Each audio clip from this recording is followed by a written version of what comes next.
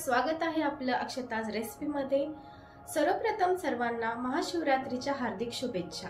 आज आपण उपवासाला चालणारे आणि अत्यंत पौष्टिक असे गोड शेंगदाण्याचे लाडू कसे करायचे हे पाहणार आहोत। चला तर मग आपण रेसिपीला सुरुवात करूया। मी इथे या वाटीच्या मापाने 3 वाटी शेंगदाणे घेतलेले आहेत आणि त्याच वाटीच्या मापाने मी 3 वाटी गूळ घेतलेला आहे।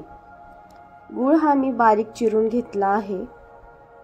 दोन्ही आपल्याला समान प्रमाणात घ्यायचे आहे म्हणजे आपले लाडू खूप छान बनतात। इथे मी एका कढईमध्ये शेंगदाणे भाजून घेत आहे। तुम्ही पाहू शकता शेंगदाणे आपल्याला छान खरपूस भाजून घ्यायचे आहे। शेंगदाणे आपल्याला स्लो टू मीडियम फ्लेमवर भाजून घ्यायचे आहे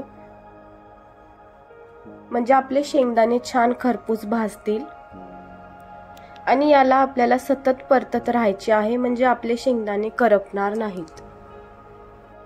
शेंगदाणे आपले भाजत आहेत तोपर्यंत तुम्ही माझ्या चॅनलवर नवीन असाल तर चॅनलला सबस्क्राइब करा आणि बेल आयकॉनलाही क्लिक करा।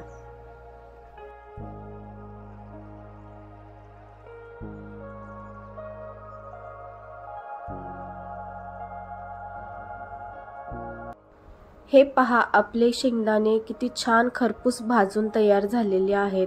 अशा प्रकारे आपल्याला शेंगदाणे भाजून घ्यायचे आहेत म्हणजे आपले लाडू एकदम छान बनतील। आता या शेंगदाण्यांना आपण थंड करून घेऊयात।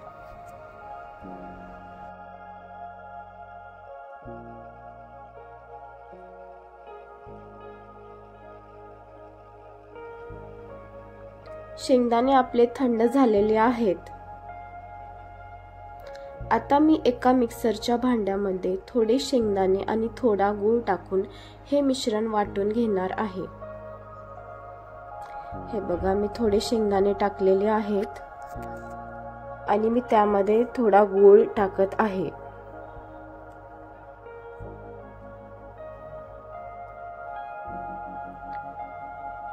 हे छान मिक्स करून घ्यायचे आहे आणि याला मी आता मिक्सरला फिरवून घेणार आहे।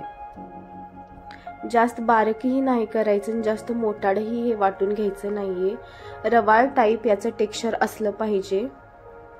हे बघा अशा प्रकारे हे वाटून घ्यायचं आहे।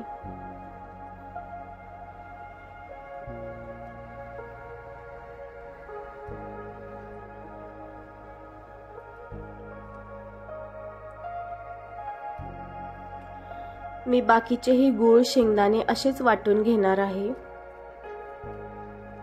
थोडेसे शेंगदाणे आणि थोडा गूळ।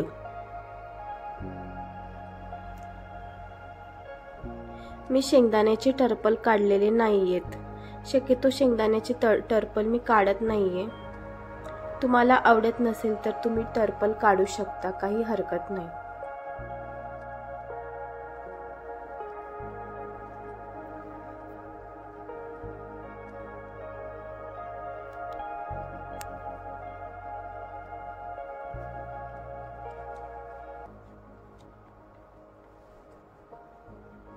गूळ शेंगदाण्याचे लाडू हे खूप पौष्टिक असतात। याच्यामुळे आपले रक्त वाढते। ज्यांना ब्लड प्रॉब्लेम आहे म्हणजे ब्लड ज्याचं कमी आहे त्यांनी हे लाडू अवश्य खावे। रोज एक तरी लाडू सर्वांनी खाल्ला पाहिजे। असा हा खूप गुणकारी आणि पौष्टिक लाडू आहे।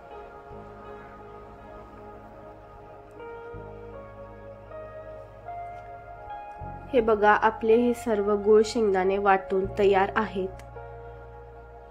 तुम्ही पाहू शकता। आता मी याला मिक्स करून घेत आहे म्हणजे कधी गूळ शेंगदाणे कमी जास्त होतं ना वाटते वेळेस, त्यामुळे मी याला मिक्स करून घेत आहे आणि आपण आता याचे लाडू बांधून घेऊयात। हे बघा अशा प्रकारे लाडू बांधून घ्यायचे आहेत। साईज तुम्ही तुमच्या आवडीप्रमाणे करा, छोटी मोठी जशी तुम्हाला आवडेल तशी। मी इथे मीडियम साईजचे लाडू केलेले आहेत।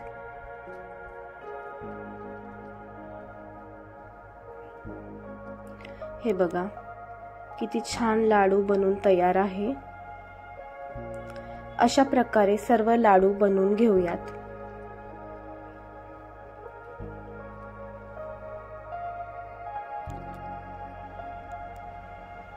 लाडू व्यवस्थित बांधता येत आहेत म्हणजे आपलं प्रमाण एकदम बरोबर झालेलं आहे.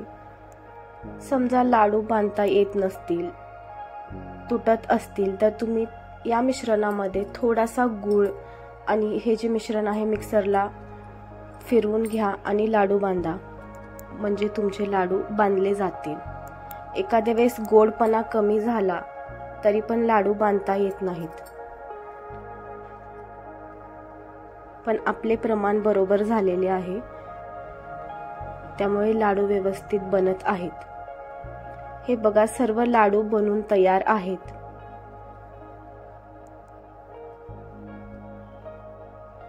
हे बघा किती सुंदर लाडू बनून तयार आहेत.